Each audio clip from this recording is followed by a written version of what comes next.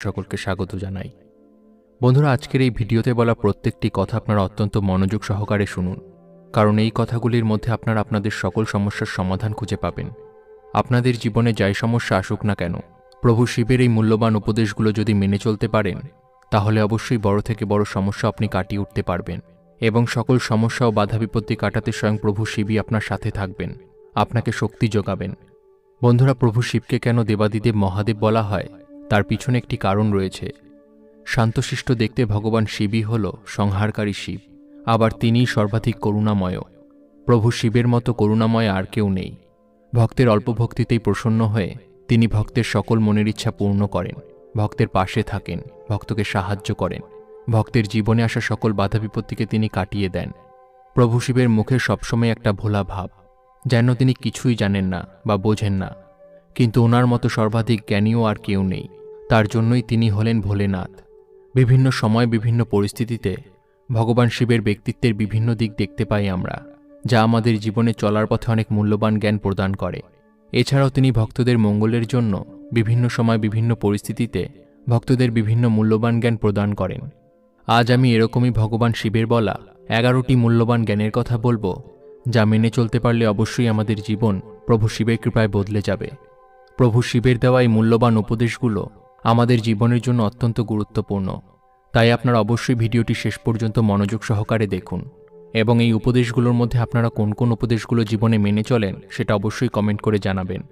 ভিডিওটি শুরু করার আগে আপনারা যারা এই চ্যানেলে নতুন তারা অবশ্যই চ্যানেলটি সাবস্ক্রাইব করুন এবং বেল বাটনে প্রেস করুন এরকম আরও অনেক নতুন ভিডিও দেখার জন্য। ভিডিওটি দেখে যদি ভালো লাগে তাহলে অবশ্যই একটি লাইক করবেন এবং সবাইকে শেয়ার করবেন। এবার চলুন একে একে জেনে নেওয়া যাক প্রভু শিবের এই মূল্যবান উপদেশগুলো। ভগবান শিবের বলা প্রথম মূল্যবান জ্ঞানটি হল, পরিস্থিতি যেরকমই হোক না কেন কখনোই খারাপকে প্রশ্রয় না দেওয়া। আমরা ভগবান শিবকে অশুভ শক্তির ধ্বংসকারী হিসাবে জানি। উনি কখনোই অন্যায়কে প্রশ্রয় দেননি এবং সবসময় অশুভ শক্তি সম্পন্ন রাক্ষসদের ন্যায় পথে ধ্বংস করেন। ঠিক এরকমভাবেই আমাদেরও আমাদের ভিতরেরও আমাদের চারপাশে হওয়া অন্যায়ের বিরুদ্ধে রুখে দাঁড়ানো উচিত এবং কখনোই অন্যায়কে বা অশুভ শক্তিকে প্রশ্রয় দেওয়া উচিত নয়, কিন্তু সবার আগে নিজের ভিতরের অন্যায়ের বিরুদ্ধে রুখে দাঁড়ানো উচিত এবং নিজের ভিতরের অন্যায়কে দমন করা উচিত। ভগবান শিবের বলা দ্বিতীয় মূল্যবান জ্ঞানটি হল, আত্মসংযমী হল নিজের জীবনকে সঠিকভাবে উপভোগ করার একমাত্র উপায়। একটি অনিয়ন্ত্রিত মস্তিষ্কই আমাদের জীবনকে ধ্বংসের পথে নিয়ে যায়। আপনি কখনোই জীবনযুদ্ধে জিততে পারবেন না যদি আপনি লক্ষ্যভ্রষ্ট হন ও আপনি আপনার কামনা ও আসক্তি দ্বারা নিয়ন্ত্রিত হন। তাই নিজের মনকে সবসময় লক্ষ্যে স্থির রাখাটা অত্যন্ত গুরুত্বপূর্ণ। তার জন্যই চাই আত্মসংযম।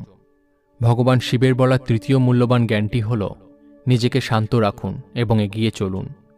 শিবকে মহাযোগী বলা হয় কারণ তিনি বছরের পর বছর যুগের পর যুগ ধ্যানস্থ রয়েছেন বিশ্বব্রহ্মাণ্ডের ভালোর জন্য। বিশেষ কয়েকটি কারণে তার এই ধ্যান ভঙ্গ হয়েছিল, কারণ তখন তার সৃষ্টিকে রক্ষা করার প্রয়োজনীয়তা হয়েছিল, কিন্তু এছাড়া তিনি সবসময় ধ্যানস্থ। এই থেকে আমরা এই শিক্ষা পাই যে যদি আমাদের মস্তিষ্ক সবসময় সব রকম পরিস্থিতিতেই শান্ত থাকে, তাহলে আমরা যে কোনো পরিস্থিতিকেই খুব সহজেই নিয়ন্ত্রণ করতে পারব এবং সঠিক সিদ্ধান্ত নিতে পারব। তাই প্রত্যহ ধ্যান করা আমাদের খুবই প্রয়োজন। ভগবান শিবের বলা চতুর্থ মূল্যবান জ্ঞানটি হল, বিষয়িক সুখ কখনোই চিরস্থায়ী হয় না। ভগবান শিবের একমাত্র সম্বল হল তার ত্রিশূল ও ডামরু। উনি সবসময় বিষয়ভোগ থেকে নিজেকে দূরে রেখেছেন। ধনসম্পদ ও বিষয় সুখে ডুবে থাকার অর্থ হল আমরা জীবনের আসল সুখ থেকেই বঞ্চিত হচ্ছি। ধনসম্পদ ও বিষয় সুখ চিরস্থায়ী হয় না, তাই কারো কাছে ধনসম্পদ বিষয় সম্পত্তি থাকলেও সেগুলোকেই সমগ্র জগৎ না ভেবে নিজের ভিতরে থাকা আসল জ্ঞানের সন্ধান করা উচিত, যেটা তাকে স্থায়ী শান্তি ও সুখ প্রদান করবে, এবং তার জন্যই এত ঈশ্বরের জপধ্যান প্রার্থনা। ভগবান শিবের বলা পঞ্চম মূল্যবান জ্ঞানটি হল, আপনাকে জানতেই হবে কিভাবে নেতিবাচক মনোভাবকে সুন্দরভাবে দমন করা যায়। শিব হলেন নীলকণ্ঠ, কারণ উনি সমুদ্র মন্থনের সময় হলাহল নামক বিষ পান করেন। একমাত্র শিবই সেই বিষ পান করতে পারতেন। তিনি সেই বিষ পান করে কণ্ঠে ধারণ করে জগৎকে রক্ষা করেন। এর থেকে এক মহৎ শিক্ষা পাওয়া যায়, আর তা হল, আমাদের জীবনের চলার পথে আমরা যতই নেতিবাচক পরিস্থিতির সম্মুখীন হই না কেন, আমাদের সেই নেতিবাচক পরিস্থিতিকে ইতিবাচকে পরিণত করে তুলতেই হবে। ভগবান শিবের বলা ষষ্ঠ মূল্যবান জ্ঞানটি হল, কামনা থেকে মূর্খতার সৃষ্টি হয় এবং এই মূর্খতাই ধ্বংসের কারণ হয়। ভগবান শিব সবসময় কামনা থেকে মুক্ত ছিলেন এবং সেই কারণেই কোনো কিছুই তার উপরে প্রভাব ফেলতে পারেনি। এটা সত্য যে কামনা থেকে আমাদের মধ্যে ধীরে ধীরে মূর্খতার সৃষ্টি হয় এবং মূর্খতা থেকেই আমাদের পতন হয়। তাই সবসময় সকল কর্ম ঈশ্বরের চরণে সমর্পণ করে যাওয়া উচিত।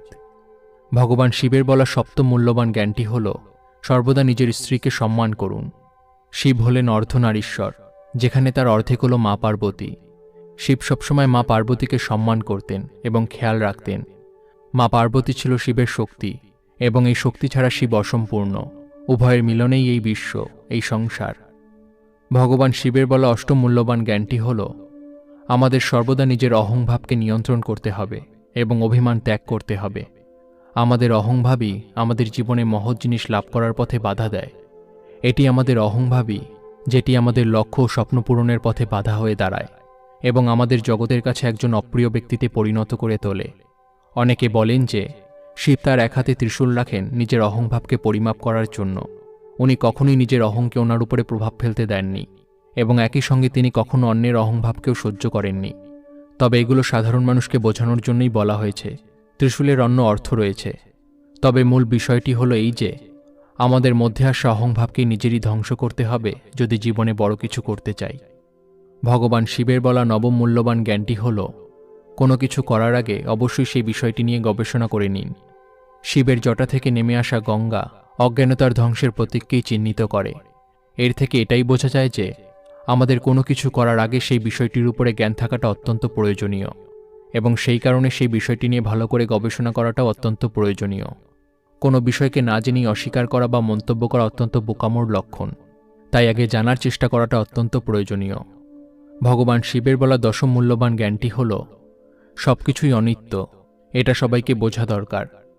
মহাযোগীরা কখনোই মোহমায়া দ্বারা প্রভাবিত হন না। তারা জানেন যে এই দেহ ক্ষণস্থায়ী, কোনো কিছুই চিরদিনের জন্য স্থায়ী হয় না। সময়ের সাথে সাথে সবকিছুই পরিবর্তিত হয়। তাই সব কর্ম করেও যদি ঈশ্বরের জপধ্যানে ডুবে থাকা যায়, তাহলে তার কৃপাতেই আমরা সকল মায়ামোহের বন্ধন থেকে মুক্ত হতে পারব। ভগবান শিবের বলা 11তম মূল্যবান জ্ঞানটি হল নিজের ভিতরের ও বাইরের অসুরকে ধ্বংস করাই আমাদের প্রকৃত ধর্ম। আমরা ভগবান শিবকে নটরাজ হিসাবেও জানি। উনি তাণ্ডব করে অসুরদের ধ্বংস করেছেন, সৃষ্টিকে ধ্বংস করেছেন। আমাদের মধ্যেও এই ধ্বংসকারী শক্তি রয়েছে। এই শক্তি দ্বারা আমরা আমাদের ভিতরে লুকিয়ে থাকা আসরিক শক্তিকে ধ্বংস করতে পারি এবং বাইরের জগতে হওয়া অধর্মকেও ধ্বংস করে ধর্মের প্রতিষ্ঠা করতে পারি। অর্থাৎ আমাদের ভিতরের ও বাইরের অসুরকে ধ্বংস করার শক্তি আমাদের মধ্যেই রয়েছে।